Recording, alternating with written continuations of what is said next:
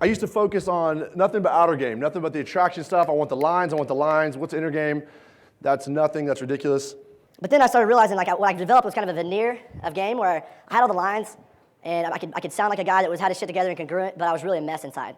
And especially when it came to some of the stuff, I mean, listen guys, Mr. and I created a seminar on inner game that was like 25 hours, all right? So this 1 hour thing, I'm gonna broad stroke the shit out of this, okay? But these are some things, I try to put in this presentation things that you can implement and use tonight, okay? How many of you guys have bad approach anxiety? Anybody? All right, cool. I think hopefully after this will help you with some of that. How many of you guys can hit on 10s, on 6s and 7s, but if you talk to a 10, you go, ugh. All right? Okay, we're gonna cover some of this stuff. How many of you guys go out and you're like, I've read all these books, I've watched all these fucking DVDs, I should be good by now. This sucks. And you make yourself go out and you grind through it, but it sucks. But you know you're gonna stick through it because you need this. It shouldn't feel like that. This should not be a job. This should be something that's awesome, okay? So the first principle from my guys yesterday, the number one inner game principle, lose your outcome dependence. And you're gonna be like, well, why is that so big deal? This is the number one principle to me that I see in boot camp. Lose your outcome dependence. What causes approach anxiety? You wanting a certain outcome. I need this to work. I have this outcome I need to reach, all right? That doesn't mean you don't have goals. It doesn't mean you don't set long-term big goals. But if you go to the club and you're like, I need to run the model, I need to do this, I need to do that, I need to know I can get hot girls, I need this, I need that, I need this, I want to do this, I need to be able to pull a girl. I've been doing this for so long. You're building up a situation where you've created an outcome that isn't really, that's all in your head. It's all bullshit, okay? So if you go in there going, yeah, of course I'd love to get laid, of course I'd love to get a girlfriend, of course I want all that, but my goal is to bring value to the room, have a blast, and practice this stuff and have fun with it. That doesn't create some outcome that you have to have, right? So anytime you have pain, it's usually because you're focused on outcome, not the process. So focus on the process, not the outcome. Otherwise, it's a recipe for pain, all right? Number 2, inner game principle 2, don't create internal meanings from external outcomes, which is similar to the first one. But what I see a lot of times on boot camp the first day is guys show up and if I don't, it doesn't happen that much anymore, but then you tell me, every time I get blown out, it hurts so bad, and I did this for like a month after reading Magic Bullets, but then I just gave up because it hurt so much. Well, what's causing that is you're creating an internal representation of who you are. You're defining who you are based on an external event. Does that make sense? It'd be like losing. How many of you guys play video games? Anybody play Halo? Can you imagine playing Halo, and first time you take it out of the box, you play for an hour or two, and every time you die, you're like, oh, fuck. Oh, shit. Oh, shit.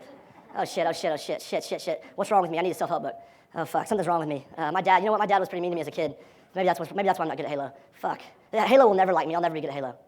Why is that different? Because you don't create any kind of meaning about who you are based on Halo, do you? So why the fuck are you doing it with this? Why are you going out with a girl, approaching some girl that knows zero about you, knows absolutely nothing about you, you're practicing some new skill, it's a skill set, and you're going, hey, what's up? And she goes, eh. And you go, that means I'm this, and this. What?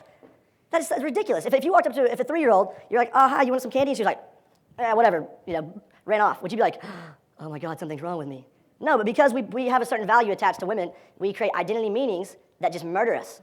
And it makes this fun, what should be a fun process and a fun path to mastery, a brutal, grueling, painful thing. If you don't internalize this, you will give up in like a month. And this will be the fun weekend where you played pickup. Seriously. If you do not internalize this will be the fun weekend you played pickup. You'll get back to your friends, because guess what? Cold approach is brutal.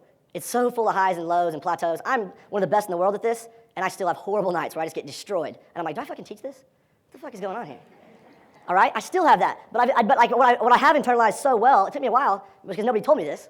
I would go out, and if a girl liked me or it went really well, for the next week I'd be riding like cloud 9. Oh my God, life is good, right? Next weekend, if I got beat down by some girls, crash. I didn't want to get out of bed. It's ridiculous. I was defining who I was all the time based on external factors. Does that make sense?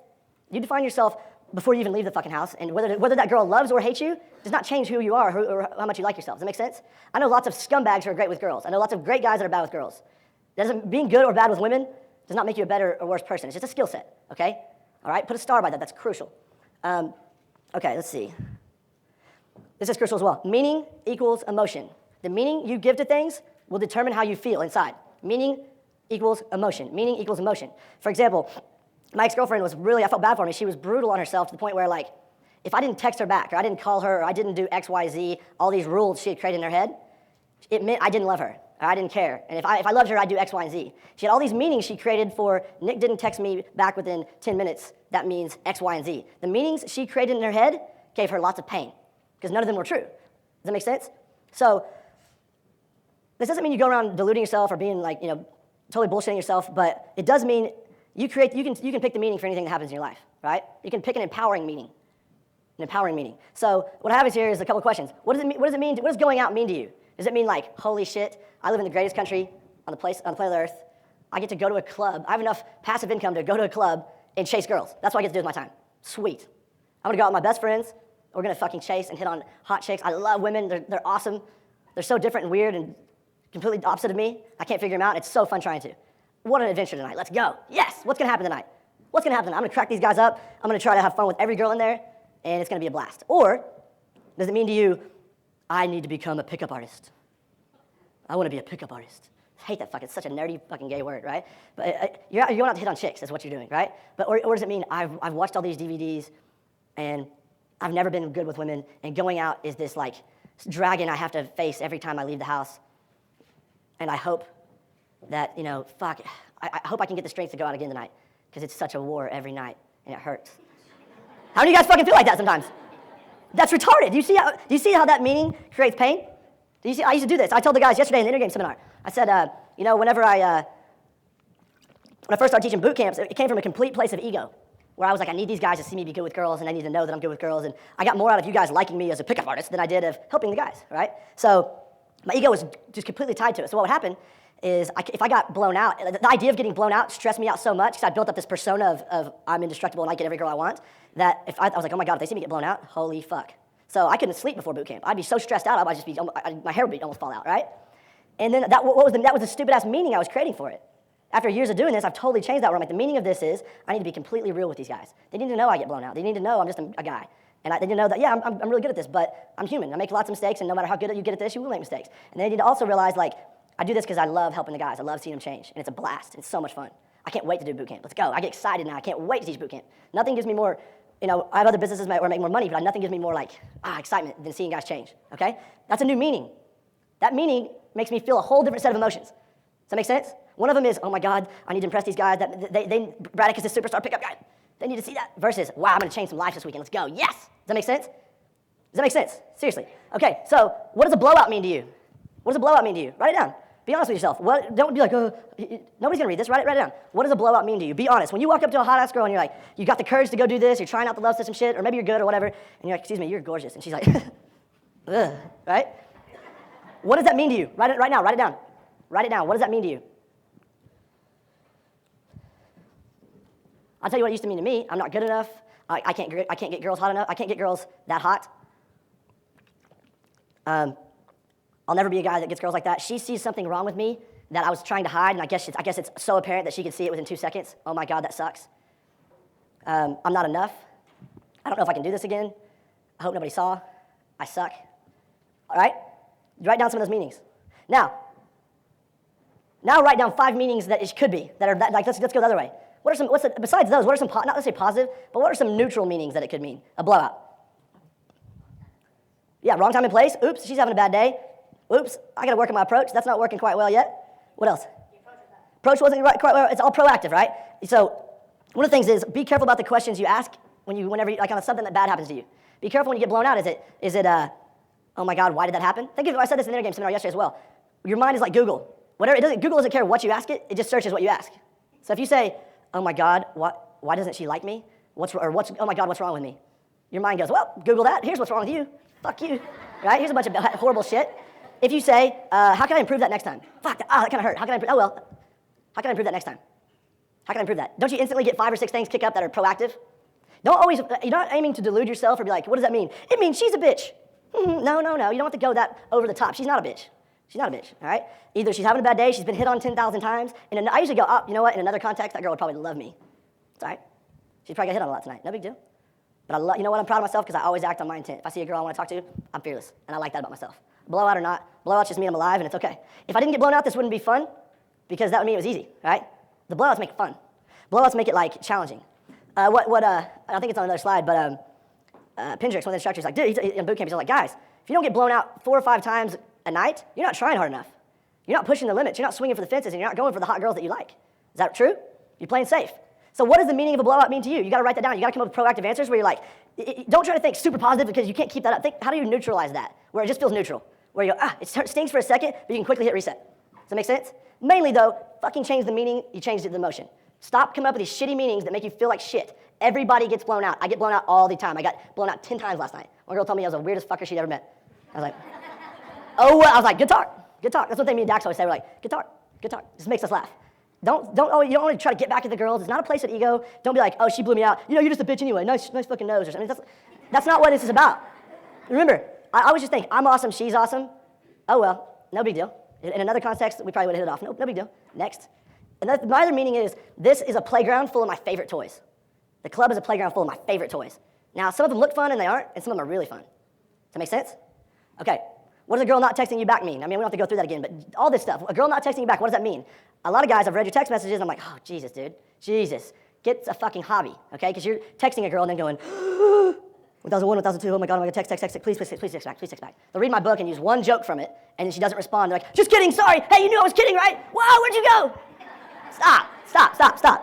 What does the meaning of a girl not texting you back mean? Jack shit. Go get a 50 number so you don't even think about it. It means she's busy. It means she's a hot girl that has 5,000 people contacting her all day. And she just fucking probably read it and was going to text you back and then started doing something else. No big deal. Everything's no big deal. Abundance mindset, no big deal. It's never you. Stop internalizing, she didn't text me back, there's something wrong with me. I'm not enough for her, all right? This is crucial. Please put a star by these notes. Change the meaning, change emotion, all right? Oh yeah, one more thing is, I love this, Dax, for meaning equals emotion. Dax and I live in Los Angeles, and Dax, he's from London, so he doesn't know any celebrities from here at all. None of them. We see celebrities out all the time, and I'll see him and be like, oh shit, that's whoever. He'll see some hot girl celebrity, be like, oh, look at her. Hey, what's up? He'll just hit on her like crazy. I'm like, dude, did you know that was so-and-so? He's like, who? Who the fuck's that? I don't know who that is. In his mind, hot blonde chick. That's it. But in my mind, or somebody that knew she was a celebrity, that celebrity has a meaning that changes the way I perceive her and the way I act. Does that make sense? So if you give everybody the meaning of like, hot girls are just girls. They're just girls, right? Hot girls are just girls. Remove the value, put the value in a big pile over here, and just talk to the girl. Does that make sense? Remove the meaning of, she's a 10, she's better than everybody. You put her on a pedestal way up here. That's a meaning you've created. It's complete bullshit. She's a girl, all right? She's just a girl. She gets hit on a lot, so it's a little more challenging. She's just a girl, okay? My brother's probably the best I've ever seen with girls ever, and he's got this deep ingrained belief that he doesn't even know where it comes. He doesn't read this stuff very much. He doesn't even know. He's just naturally good at this stuff. And he dates incredibly hot girls all the time. And so it's really funny if we go out and let's say he goes to grab some girl. He's like, hey, what's up? You're cute or whatever. And she just and blows him off. He'll look at me and go, what the fuck was that? What's wrong with her? Did you see that shit? She just turned away? Who the fuck does that? I'm like, that happens all the time, dude. But in his reality, he's just like, did you get that? He's just like, well, of course, she's hot, she should like me. That's the meaning he's created. Of course she should like me. Why wouldn't she like me? I'm the shit. He didn't say that, but he says that. Does that make sense? So all these meanings you create will determine your beliefs, and the meanings you have will determine your actions.